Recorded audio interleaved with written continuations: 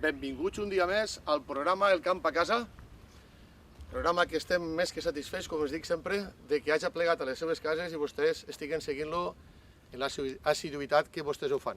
I avui diran, què pinten així darrere uns caquis? Doncs pues miren, anem a parlar-los, encara que parega mentira, de cultius alternatius. I estem en Borriana, encara que l'habitual és vora tarongers, estem en Borriana i així tenim caquissers. Avui el programa té dues parts. Primer que res anem a parlar sobre els caquis, sobre altres cultius alternatius. És important que conega la gent que n'hi ha cultius alternatius i ja parlarem si és el que interessa o no. I en una segona part del programa anem a tractar sobre un dels productes estrella que té taula supermercats, que són els congelats Manjaral. Congelats de primera divisió, congelats gourmet, congelats delicatessen, que hi ficarem a disposició de tots vostès. Estem encantats una vegada més, un dia més, d'estar en les seues cases. Per tant, com sempre, arranquem.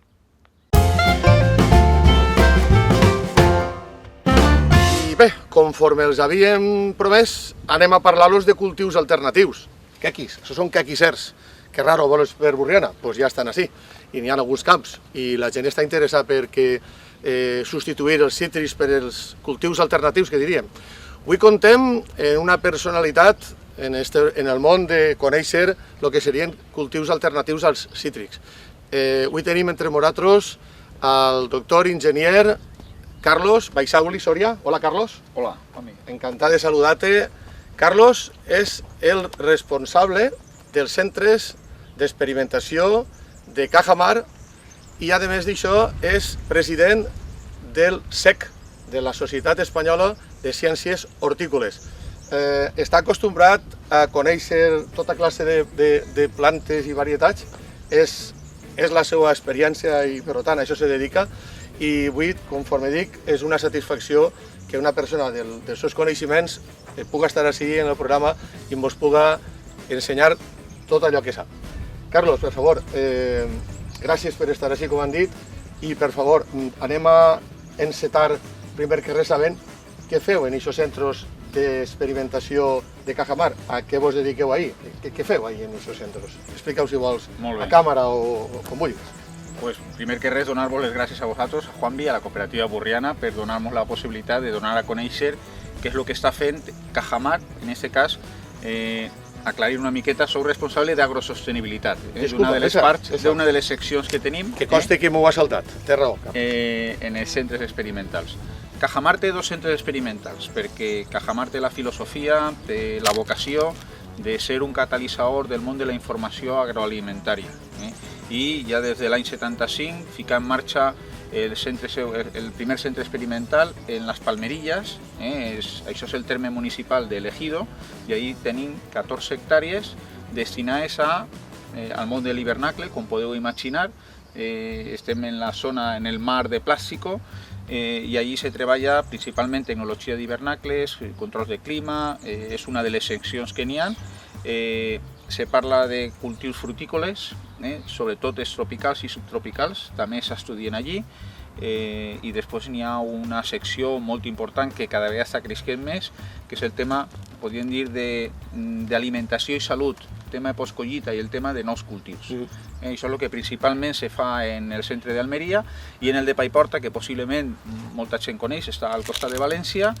Allí tenim cultius hortícoles a l'aire lliure, tenim també algo d'hivernacles i en fruticultura estem treballant en magrana i estem treballant també en ambercoc i tenim un projecte molt important en el tema de cítrics. A tu t'agrada el de l'ambercoc, m'ho has dit antes i també mos parlaràs. Arranquem en parlar-nos del cultiu alternatiu que tu vulguis començar a comentar. Mos interessa. Estem dins de la citricultura, sabem els problemes que estem tenint, volem conèixer cultius alternatius, encara que després ja reflexionarem sobre si anem o no anem. Comencem per el que tu cregues, Carlos. A mi el primer que m'agrada és aclarir això del cultiu alternatiu en què consisteix. Al final un cultiu alternatiu té que ser algo que si ho fem realment n'hi hagi un mercat, n'hi hagi una via d'eixida per a aquest producte. Si aquesta via d'eixida no la tenim, i ja no sols en què, sinó en quina quantitat, també és importantíssim. Si l'estructura que tenim és minifundista, ens generem limitacions. Quan tenim parcel·les un poc més grans, això ens permet tindre oportunitats. Si m'emprenim per el cas del caqui, a mi el caqui ha sigut cultiu alternatiu, i parlo en passat, perquè més que un cultiu alternatiu, per a nosaltres ja és una realitat. L'any passat estiguérem molt prop ja de les 300.000 tonellades i si este any és tota la collita, no n'hi ha cap tipus de siniestro, pues és possible que ens vegam en produccions ja proper de lo que veníem apuntant, que són el mig milió de tonellades. Mig milió de tonellades. En caqui. Com és mig milió de tonellades? És assequible? Se mos pot atragantar? Què opines?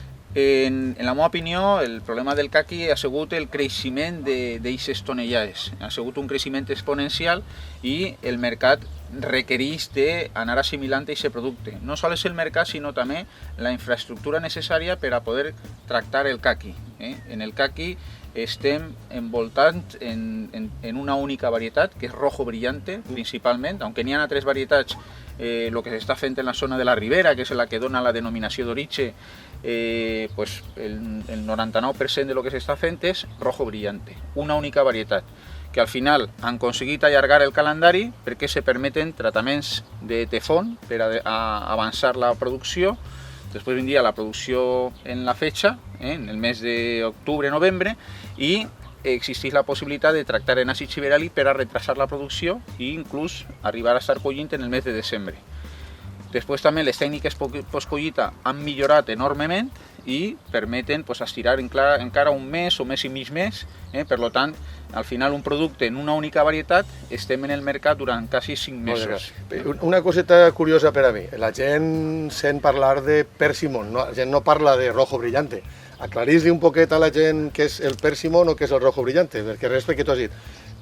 La varietat que més n'hi ha és rojo brillante, però la gent el que coneix és persimón. En caqui n'hi ha un xoc varietal interessant, però en aquest cas del caqui que estem parlant, que és rojo brillante, és un caqui que és astringent. Si el mengem quan està dur i li peguem un mos, allò és incomestible. Ens dona una astringència, els taninos que té, ens resseca la boca i allò no es pot menjar aixina. Una de les investigacions que se va fer va ser la possibilitat d'eliminar-li l'astringència. Existeixen dues fórmules, o bé ficar el fruit en alcohol o en càmera, en atmosfera controlada, fer tractaments en CO2. Aquestes són les dues maneres que n'hi ha d'eliminar-li l'astringència. De manera que al final ens podem menjar un caqui com si fos una poma, caqui dur, que és el persimón, és la marca comercial que ha tret Anecop en aquest cas, o el caqui normal, que seria menjar-se'l en cullera. Aquesta fórmula per a menjar-lo, que és el caqui moll, deixar-lo moure en l'arbre, i ens el menjarien ja sense taninos. Aquest mercat no ha crescut, està ahí, però el que ha fet que explosione la comercialització del caqui ha sigut la possibilitat d'eliminar-li l'astringència. Que no és que sigui una varietat distinta, sinó que és una forma distinta de presentar-lo, de preparar-lo per a la venda. Molt bé. En la postcollita s'ha aconseguit aquest nou producte. I què li passa al cultiu del caqui? Com el veus? És fàcil cultivar caquis? Així nosaltres cultivem cítrics i ara diem, vaig a passar-me el caqui. Com ho veus? Així de fàcil i me posa a cultivar caquis o tindré que tindre moltes coses en compte? El caqui realment ha sigut un cultiu que, diguem, el preu que se li ha estat pagant al productor durant els últims anys ha permès absorbir la ineficiència de l'ús del cultiu del caqui. Però a partir d'ara... Aclarís-me això, què vols dir? Si jo m'enganye, si jo no faig els quilos que toca, si jo no faig la poda corresponent, en compte de fer 80 quilos per arbre, que podia fer, potser me queden 10 quilos o me cau tota la collita, que també és possible, que me caigui tota la collita. Quan dius això, Carlos, i disculpa que te talle, és perquè ho heu vist, no? Perquè heu vist possiblement que n'hi ha molta falta de pràctica adequada per al caqui? A nosaltres ha vingut propietari que ens diu que tots els anys li cau la collita. Per excés de vigor de la planta, és una planta molt vigorosa i això fa que expulse el fruit. Entonces, com dic, hi ha que fer la poda adequada, la gent que coneix com se poda, com se cultiva, i m'emprenguérem en un cultiu en el que no n'hi havia pràcticament plagues. I en aquest moment estan aflorant, cada any pràcticament trobem una plaga nova. Des de la mosca a la fruta, els últims anys ha aparegut un problema de mosca blanca important, la barreneta, és a dir, aparegué un fong que és la micosfarela en el seu moment, i d'on abans no n'hi havia que fer només que un tractament o ningú, en aquest moment està també el cotonet, pues és fàcil trobar-nos en que al final de campanya ens toca fer 5, 6 o 7 trataments Perquè al a una final, plantació l'agricultura, per una banda o per altra, que difícil és que se mantinga en facilitat, sempre se complica, no? Exacte. I la poda, què ens pots dir de la poda? És fàcil, és una poda senzilla o també hi ha que tindre una tècnica especial?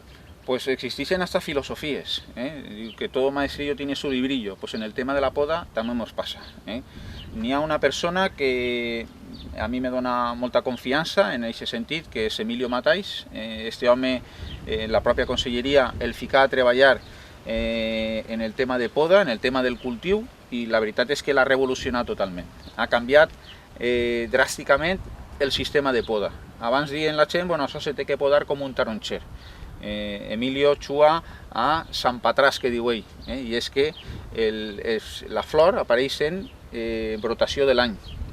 I antes deixaven créixer els caquis enormement i ens donem compte d'això, que la flor apareix en brotació de l'any. Per tant, si retrasem com fem en la vinya, seria més una poda de vinya que de taronxer, aconseguint que la producció siga més compacta, i això que és molt sensible al ramejat, evitem en puntes de rames tindre la fruta, en puntes de rames llargues, i per tant d'esta forma aconseguim una, que no se mos trenquen tant les rames, no mos ho assegura, i una altra, aconseguir un arbre més compacte i evitar, com dic, el ramejat. Com que així no tenim, i crec que ja portem la meitat del programa consumit de lo que podem parlar de cultius alternatius, sí que anunciem que, si Carlos mos ho agarra en la bondat que sempre solen fer-ho, pues, prepararem unes conferències per a poder fer això amb més deteniment i tal. Però m'agradaria concluir en el caqui. Què podem concluir en el caqui com a un cultiu alternatiu, com un cultiu que s'hi pugui implantar en Borriana? Has donat diverses pinzellades, la conclusió entre que se té que saber cultivar bé, a lo millor ja n'hi ha molts, concluïsmos. Què fem? Realment, com estic dient, en aquest moment els preus estan abaixant. Antes n'hi havia un fuelle que ens permetia fer mal les coses. Ara el que ho faig ho té que fer molt ben fet. La ineficiència no se mos perdonarà als productors perquè els preus ja van aquilatant-se. Per tant, jo ja parlo més d'una realitat que d'un cultiu alternatiu. Carlos, i per tant, tu què diries a l'agricultor que tinga terra en Borriana? Anem al caqui, no anem al caqui? Després de tot el que m'ho has contat, dins d'una bosseta i ho manege tot i què és d'ell? Jo el futur del caqui el veig en el moment en què apareguen varietats no astringents que se pareguen el màxim possible a un rojo brillante. En aquest moment encara no ho tenim, que donen la mateixa producció.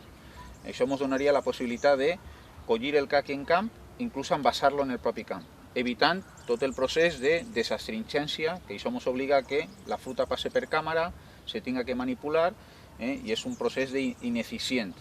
En aquesta introducció de varietats hi ha que anar molt espai en què és el que fiquem en el camp, perquè si fiquem varietats que tinguen flors hermafrodites o flors mascles, podien polinitzar el caqui rojo brillante i generar-nos un problema important, com el de la pinyolà en els cítrics. Bueno, sobretot, no se us ocorrisca ficar en marxa una plantació de caqui sense antes passar per la cooperativa, parlar amb el nostre tècnic, que estarà en contacte perfectament amb Carlos Baixauli, i fins així podem dir que hem dit tot el que podríem dir de caqui i ens emplacem a una conferència que ens donaràs un dia per a qui vulgui vindre el dia que la organitzem. O bé jo o qualsevol persona més especialitzada que jo en un cultiu com és el caqui. Molt bé, doncs fins així apleguem el caqui. Ara passarem a un altre cultiu alternatiu.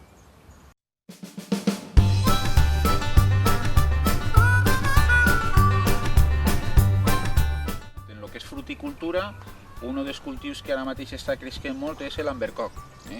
L'albercoc en la Comunitat Valenciana han tingut un problema important, sobretot en les zones en les que se produïa albercoc, i és que aparegué un virus que es diu el virus de la xarca, estic parlant de fa més de 25 anys, i això va obligar a arrencar la major part de les plantacions d'albercoc. De manera que, en un moment donat, fórem deficitaris en producció d'albercoc. El mercat, si hi havia albercoc, tenies possibilitat de xuar en l'albercoc.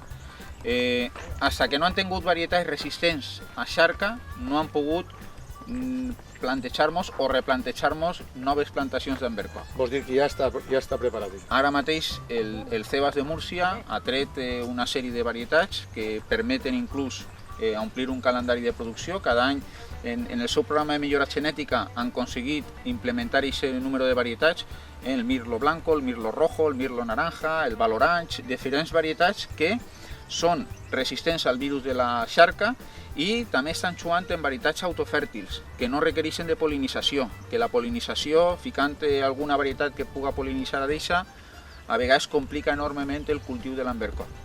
El fet de que ja tinguem aquestes varietats a disposició està fent que la gent s'anime a plantar l'ambercoc, a ficar aquestes varietats. Cada una té el seu defecte, és també important, el que vulgui embarcar-se en el món de l'ambercoc, pues que conega quina és la varietat que se pugui adaptar a la seva zona i inclús com hi ha que tractar cada una de les varietats, perquè n'hi ha alguna que és un poquet sensible a la badat, altres que són sensibles a altres alteracions, i com dic, cada una d'elles n'hi ha que manejar-la de manera adequada. En un terreno argilenc com tenim a Borriana i en Rec a Manta també podríem...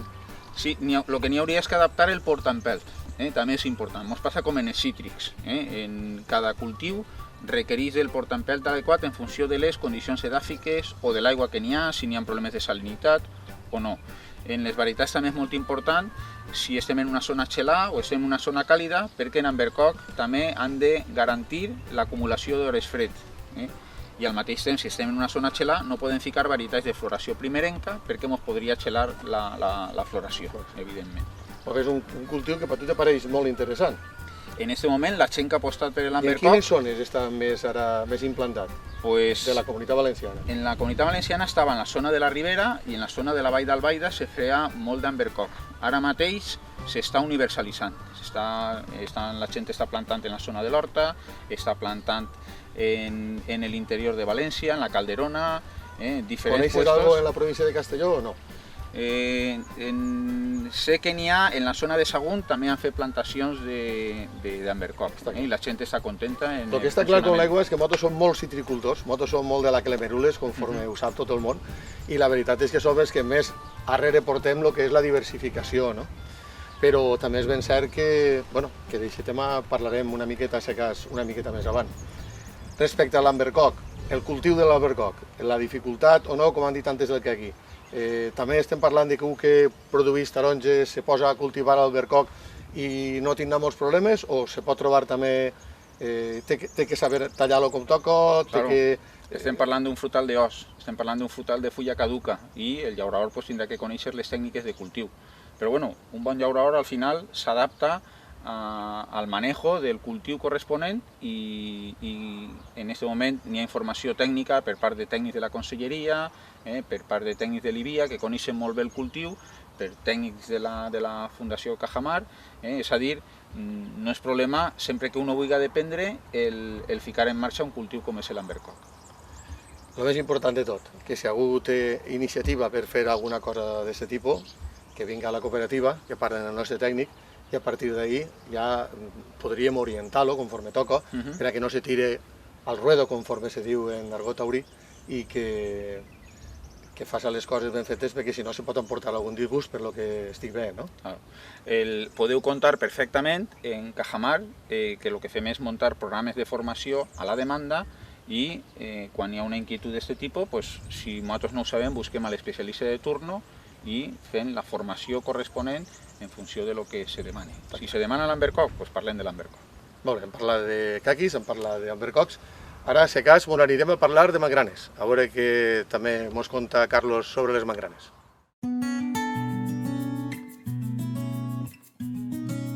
Bé, avui els hem parlat, Carlos ens ha parlat avui del caqui i del bercoquer. En el proper programa parlarem també de la mangrana i de l'aguacate, a millor alguna cosa més. Però sobretot ja m'agradaria a mi anar una miqueta orientat. Anem a parlar en este programa, ja has parlat d'això, i en el proper programa del l'altre. Què opines tu si tu fores un agricultor, si estigueres així implantat en Borriana o en la comarca, tu què faries? Aniríem a aquests cultius alternatius o ens centrem en els cítrics, que és el que han fet tota la vida? Pues han de pensar que els cítrics és la principal fruta que se produeix en el món. Nosaltres produïm 7 milions de tonellades, som el 6 país a nivell mundial i som el primer país en exportació de cítrics per a consum en fresc. Exportem més de 4 milions de tonellades. És a dir, això té un valor. El nostre llaurador sap cultivar molt bé cítrics. El problema que tenim és que no tenim ben estructurat l'aspecte varietal. tenim en esta zona la millor varietat que n'hi ha de clementina, de mandarina, que és la Clemenules, és la millor. Els programes de millora genètica sempre se fijen en ella i ens l'estem carregant directament. Ja duguem 3 campanyes de manera consecutiva, l'única va ser la de l'any passat, va eixir una miqueta millor perquè n'hi havia poqueta producció, però duguem una sèrie de campanyes de manera consecutiva en les que pràcticament al llaurador no se li paga els costos de producció que evidentment costa fer una Clemenules. Per tant, el que hi hauria que fer és diversificar. Si ens fixem en varietats que venen després d'una Clemenules, per acollir en gener, febrer, març o inclús abril, n'hi ha algunes que són de pago, que són varietats de royalty, però que el llaurador que en aquest moment les té en la seva mà està guanyant diners en aquestes varietats. En una Clemenules, inclús, si algú volguera apostar perquè estem en la zona de Clemenules, existeixen altres possibilitats intentant evitar el problema de la pinyola, que és a l'hora d'instaurar una nova varietat, se podria pensar inclús en una Nulesin, que és una mutació induïda per l'IVIA de la Clemenules, però la Nulesin elimina de manera significativa la presència de pinyol. Molt bé. Estem parlant de que per tu una possibilitat de cultiu alternatiu, més que canviar el peu, canviar el cultiu en si, seria canviar la varietat d'aquesta gran quantitat de Clemenules que n'hi ha, passar a una varietat més tardana, que en la nostra zona és taronja, és un clima de taronja tardana, no són primerencs, i per tant tu ens aconsellaries buscar una alternativa de cultiu alternatiu, més bé anant al canvi de varietal. Exacte.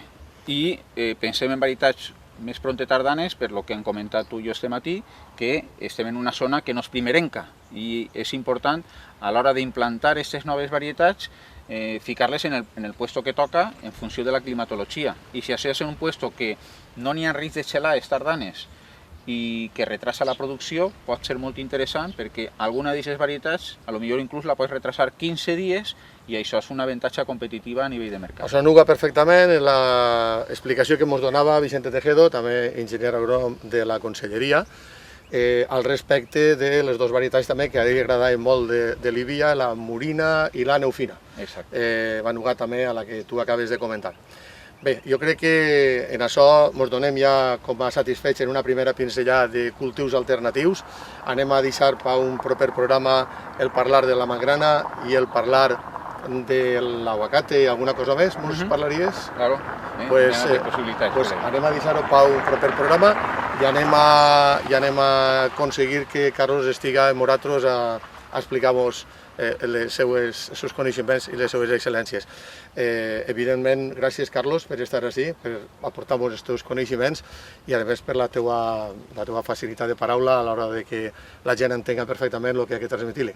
Molt bé, gràcies a vosaltres. Moltes gràcies i moltes gràcies també a Cajamar per la seva participació. I ara, conforme us havien comentat, tenim una segona part. Anem a parlar-los en aquests moments dels congelats Manjaral, uns congelats de primera divisió i, com diem els valencians, de màxima categoria. Anem a veure el que ens conten. Bé, i ja en l'última part del programa ens hem guardat una miqueta l'estrela del programa. Avui anem a parlar-los d'uns congelats especials, uns congelats únics, els congelats de Manjaral. Manjaral Congelados és l'empresa que ens subministra uns productes exquisits, productes delicatessen. Saben que tenim taula supermercats i dins de taula supermercats tenim els productes delicatessen. Doncs estos són uns d'ells. Són productes de màxima qualitat i que ara tindrem l'oportunitat de conèixer. Avui contem amb la presència de Rogelio Bárdenas, ell és el gerent de l'empresa i tenim la satisfacció de que avui estigui així amb nosaltres i ens conte què és el que se presenta i què és el que li podem oferir al nostre públic en general. Así es que, por favor, Rogelio, si me haces el favor, explícanos los productos que presentáis. Pues bueno, Manjaral es una marca comercial que hace de paraguas para una selección de productos congelados de gran calidad que fabricamos con unos parámetros de calidad. Pensamos que siempre haciéndolos con el máximo cariño y pensando en nuestros clientes. Hacemos desde unos básicos de verduras para poder hacer nuestra paella. Basamos frutos rojos de una calidad estupenda que hoy en día se utilizan incluso para hacer gin tonics. Hacemos platos preparados como son los pimientos rellenos, que llevan más de un 21% de bacalao, que es un producto exquisito, bien elaborado. Seleccionamos todo tipo de productos en congelado de precocinado tradicional, como es una muy buena raba de calamar. Elaboramos platos que los clientes nos valoran muchísimo como productos premium, como es este rollito de queso de cabra con tomate confitado, que es uno de nuestros artículos estrella. No me lo digas. Porque además, claro, está hecho con queso de cabra de verdad, no está hecho con un producto lácteo con sabor a queso. Está hecho con una confitura de tomate que hace Manel en cocina, no es una confitura industrializada. Hacemos el famoso brick de bacalao con ajos tiernos, que elaboramos bajo marca Manjaral y que lo elabora un cocinero colaborador nuestro en San Sebastián, que es Ibai, que hace una crema con bacalao de verdad y ajos tiernos y leche de caserío. Y claro, luego cuando comes el producto, pues la verdad es que se nota, hace que el producto se nota. Nuestra albóndiga de bacalao, que es uno de nuestros platos estrella, está hecha con bacalao, que esto que puede parecer una obviedad, hoy en día es casi un milagro, porque casi todas se elaboran con abadejos o bacalaos de segundas y terceras calidades. Esto está hecho con bacalao tradicional, desalado a mano, que se elabora la albóndiga y que no tiene gluten, porque una albóndiga de bacalao, si se elabora como toca, no tiene por qué llevar pan, ni tiene por qué... O sea, estamos presentando productos como si lo hiciéramos en casa, pero que está hecho. Sí, nosotros digamos que hacemos el trabajo duro para que luego en casa se remate la faena, quitar ese trabajo importante.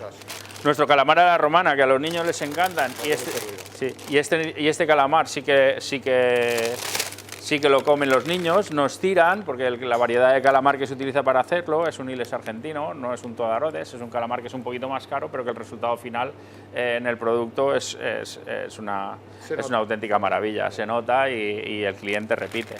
Hacemos una maravillosa tempura de verduras que tiene espárrago, que tiene alcachofa, tiene las verduras caras, que nosotros no se las quitamos para abaratar, al contrario, le añadimos para darle valor al producto. Producto delicatessen. Pero no precio delicatessen.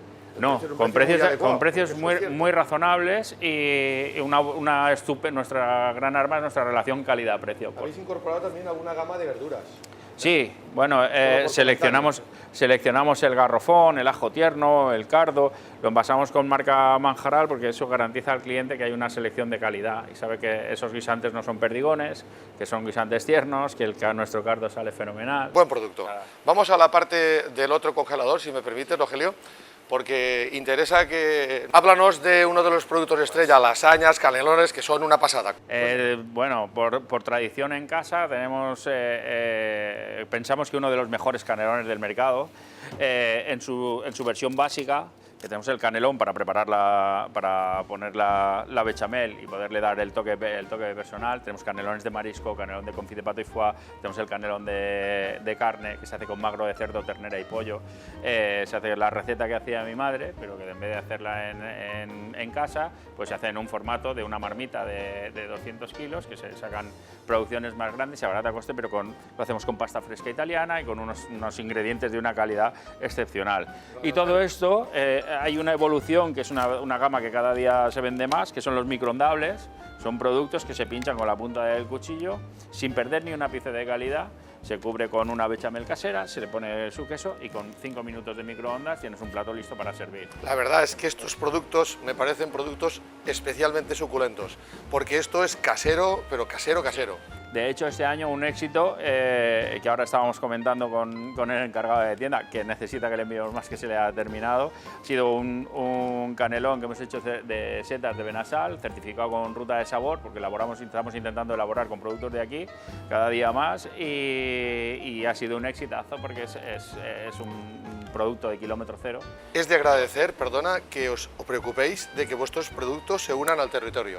Es bastante es una obligación. Nosotros, igual que nos preocupa mucho la salud del cliente, y por eso en la empresa decimos a boca llena, llevamos 50 años y nunca hemos vendido panga, que no nos parecía que daban los parámetros mínimos de calidad para nuestra clientela y no nos ha gustado nunca y nunca hemos comercializado ni un solo kilo de panga, tratamos de elaborar con productos de la tierra. Hemos sacado un menú ruta de sabor. Y se nota, y vale la pena, Sí. Rogelio. Hemos hecho una croqueta de sobrasada de forcal con trufa, que es un espectáculo, está gustando muchísimo y que vamos a lanzar pronto para la línea para el supermercado.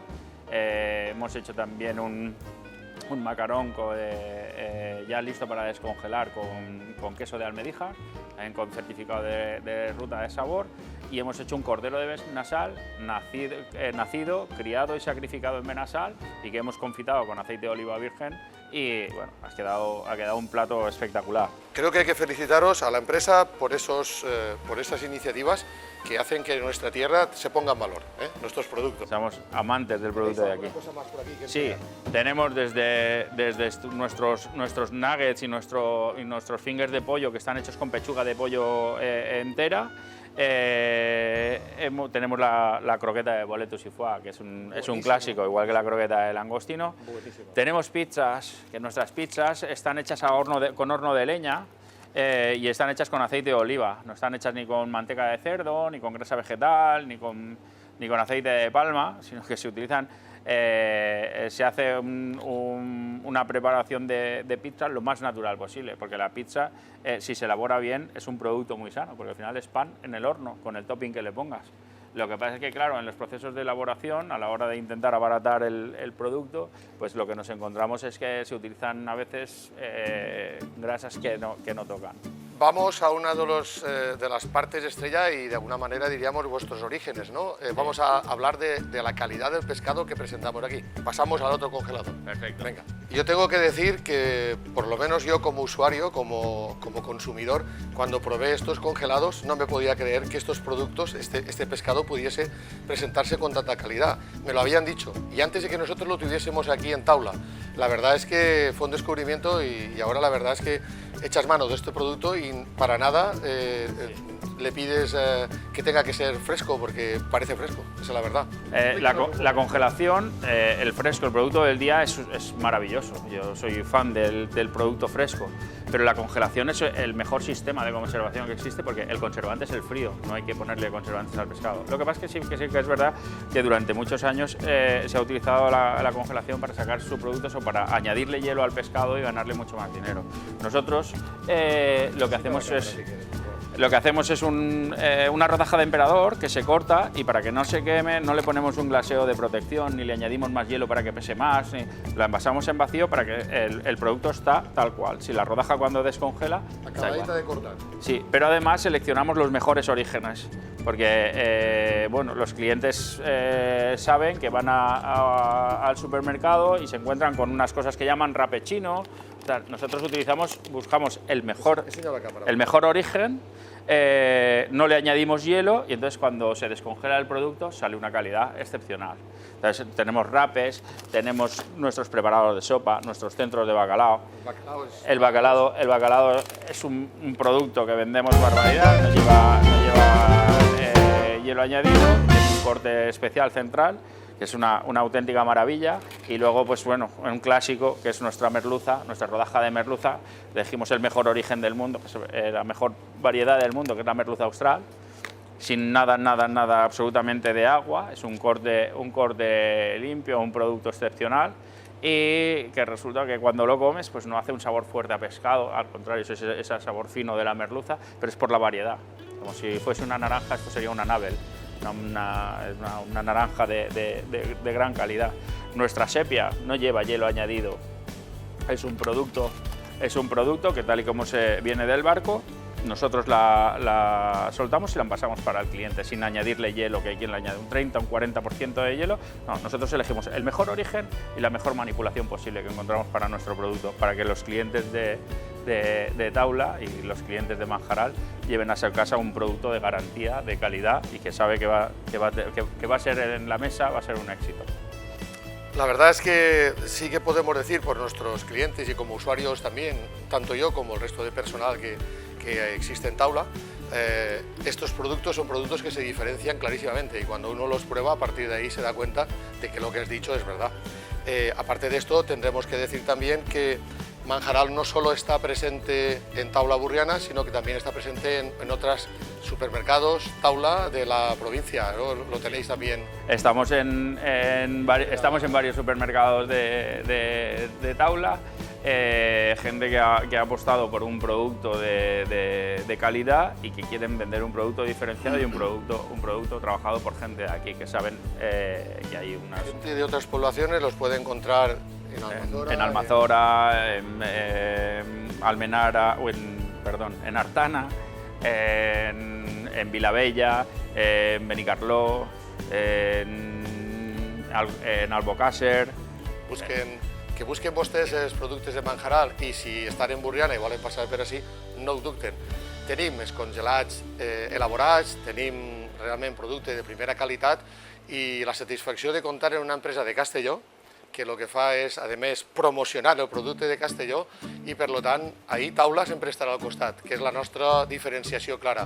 A veure si entre tots aconseguim que el nostre tinga el valor que té que tindre. Sí, que desde Manjaral pensamos que es fundamental valorar lo nuestro y por eso trabajamos tan a gusto con Taula, porque es que se agradece que haya gente defendiendo el producto de aquí, el comercio de aquí y que nos tenemos que ayudar nosotros mismos, convenciéndonos de que hemos de trabajar el producto de proximidad porque nos da unas garantías de calidad y encima repercute en nuestro entorno, en todo nuestro tejido socioeconómico, está claro.